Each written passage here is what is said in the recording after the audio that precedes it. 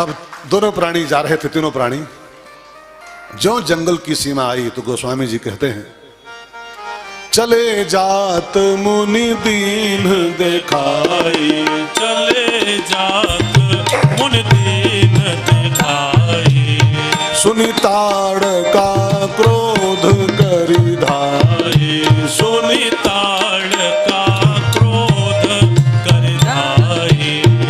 एक ही बाण प्राण हरि लीना, एक ही बाण प्राण हरि लीना, दीन जाने तेहि निज पद दीना, दीन जाने तेहि निज पद दीना। ताड़का दौड़ी खाने के लिए, हमारी सभा की मम्मी। अब ताड़का जी को जब देखा तो विश्वामित्र बाबा ने कहा, राम इसको मारो, यही है वो दुष्टा राक्षसी, इसी के दोनों बेटे मारी सुबाहु हमारा यज्ञ विध्वंस कर रहे हैं, यही सबकी स्रोत है, मारी सुबाहु की यही मूल है, ये मां है दोनों की, मारो इसको जान से। तो भगवान राम ने कहा, गुरुजी मैं रघुवंश का आदमी हूं और ये नारी है, नारी को मारने की आज्ञा हमको दे रहे हो? रघुवंश का आदमी नारी पे प्रहार नहीं करता है गुरुदेव, ये ताड़का स्त्री है और मैं स्त्री को मारूं, ये संभव नहीं गुरुजी, आज्ञा जरा सोच के दो, नारी को मारूं मैं? तब राम जी से गुरुदेव ने कहा, राम जी ये नारी नहीं है। तो फिर कौन है? नारी तो है, देखो साड़ी पहने सामने खड़ी, नारी तो है। तो नारी नहीं, आतंकवादी है, और आतंकवादी की कोई जात नहीं होती है। आतंकवादी माने आतंकवादी, वो कोई जात का नहीं होता है, न किसी वर्ण का होता है, न किसी लिंग का होता है कि वो स्त्रीलिंग की पुल्लिंग। अच्छा, नारी आतंकवादी नहीं होती हैं क्या? नारी होती हैं। आपको पता है राजीव गांधी के मर्डर में, राजीव गांधी की हत्या में दाढ़ी मूछ वाले एक को नहीं थे, वो 3-4 महिलाओं का ग्रुप था खाली, एक वो नलिनी और पलिनी, कौन कौन, वो 3-4 लेडीज थी, वो मिलके पीएम को मार डाली, इंडिया के पीएम को। अभी भी उनकी उम्र कैद में भी पड़ी है, वो क्या नाम उनका सब है, नलिनी पलिनी, हाँ पता है आपको? अच्छा, वो क्या बहुत भली भली महिला थी क्या वो, जो पीएम का मर्डर कर डाली? वो भली मानुष थी वो। तो आतंकवादी की कोई कौम नहीं होती है, कोई कास्ट नहीं होती, आतंकवादी मीन्स आतंकवादी, ये आतंकवादी है, इसको मारो, इसका कोई जात धर्म नहीं होता। और जब सिद्ध कर दिया गुरुदेव ने कि इसकी कोई जात धर्म नहीं है, न नारी न पुरुष, न हिंदू न मुस्लिम, और ध्यान देना हिंदू मुस्लिम भी आतंकवादी नहीं होते हैं, आतंकवादी आतंकवादी हो खाली होते हैं, वो हिंदू हैं तो आतंकवादी हैं, मुस्लिम हैं तो आतंकवादी, साफ सी बात है। खाली मुसलमान बुरे होते हैं, सब हिंदू बड़े बुरे होते हैं कोई कोई। हाँ, मेरे साथ मेरी टीम में एक बार एक मुसलमान था, मेरी कथा में एक लखनऊ का वो चौक का मुसलमान है, उधर रकाबगंज के आसपास का, क्या नाम था उसका? मुश्ताक अली। मेरे संग वो 2 साल रहा हारमोनियम पर, कथाओं में रहा मेरे साथ मुश्ताक अली। वो एक बड़ी बढ़िया शेर कहता था मुश्ताक अली, हारमोनियम पर रहा मेरे साथ, 2-3 साल रहा। वो कहता था, ना हिंदू बुरा है न मुसलमान बुरा है, न हिंदू बुरा है न मुसलमान बुरा है, आ जाए बुराई पे वही इंसान बुरा है।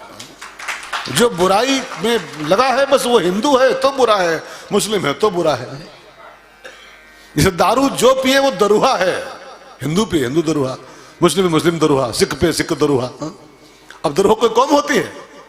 जो दारू पिए वो दरुहा, हिंदू है तो दरुहा है, मुस्लिम है तो दरुहा है। ऐसे ये नारी पुरुष नहीं है, ये आतंकवादी है। राम जी इसको मारो, मैं कह रहा हूं मारो।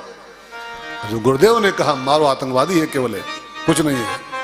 तब राम जी ने एक ही बाण प्राण हरि लीना, एक ही बाण प्राण हरि लीना, दीन जाने तेहि निज पद देना, दीन जाने तेहि निज पद देना।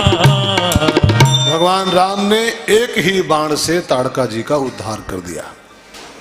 ये ताड़का वास्तव में क्या है, थोड़ा सा इस कथा को गहराई सुनिएगा। राम और सीता की शादी के पहले 4 घटनाएं घटती हैं, तब ये शादी हो पाती है। थोड़ा सा इस कथा को मर्म के साथ समझिएगा। सीताराम के विवाह के पहले 4 घटनाएं घटी, तब शादी हुई है। सीताराम माने भक्ति भगवान, सीता माने भक्ति, राम माने भगवान। भक्ति भगवान का संबंध तभी हो सकता है आपकी भक्ति और भगवान। ध्यान देकर सुनिएगा। अगर आप चाहते हो कि हमारी सीता राम को ब्याह जाए, वो कहानी छोड़ दो, जनक की बिटिया वाली कहानी छोड़ दो। अगर आपकी इच्छा है कि हमारी सीता जो आपकी भक्ति है, अगर आप चाहते हो उसको राम जी कबूल करें, राम जी उससे निकाह कर लें, उसको कबूल कर ले मेरी भक्ति को, तो उसके पहले आपको ये 3-4 घटनाएं घटानी पड़ेंगी। जो 4 काम नहीं कर पाता उसकी सीताराम कबूल नहीं करते हैं। अगर आप चाहते हो आपकी सीताराम को ब्याही जाए तो आप ये 4 काम करो। नंबर 1, ताड़का जी का उद्धार। ताड़का का आध्यात्मिक अर्थ है दुर्वासना, और दुर्वासनाओं का संबंध इंसान के मन से होता है। ध्यान देकर सुनिएगा। दुर्वासनाएं मन में बैठी होती है, गंदी गंदी इच्छाएं, ये होना चाहिए, ऐसा होता तो, ये होता तो। ये जो अंदर बैठा है मन में आपके, दुर्वासनाएं, ये सब ताड़काएं हैं। और इसी के 2 बेटे होते हैं, मारीच सुबाहु। मारीच सुबाहु का आध्यात्मिक अर्थ जानते हैं क्या है? दोष और दुर्गुण, दोष और दुख, सॉरी, दोष मारीच है और दुख सुबाहु है। ध्यान देकर सुनेगा। सारे के सारे दोष मारीच और सारे के सारे दुख सुबाहु, इन दोनों की मम्मी का नाम है दुर्वासना, ताड़का।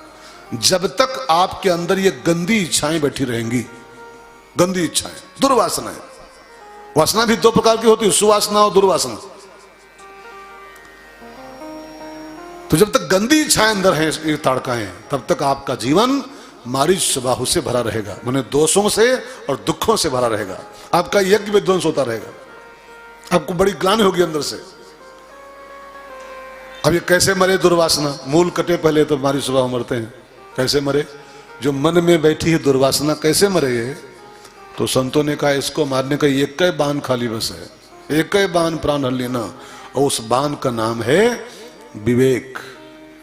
एक बाण जो है विवेक का प्रतीक है, और जब विवेक का इंसान यूज करता है, विवेक का निशाना चलाता है जीवन में, तब उसकी दुर्वासनाओं का समन होता है, और तब उसके मारीच सुबाहु का खात्मा होता है, और तब ये मानव जीवन रूपी यज्ञ जो इंसान का ये पूरा हो जाता है। भगवान ने ताड़का जी को मारा, मारीच सुबाहु का विध्वंस किया, और विश्वामित्र का यज्ञ राम जी के आने से पूर्ण हो गया।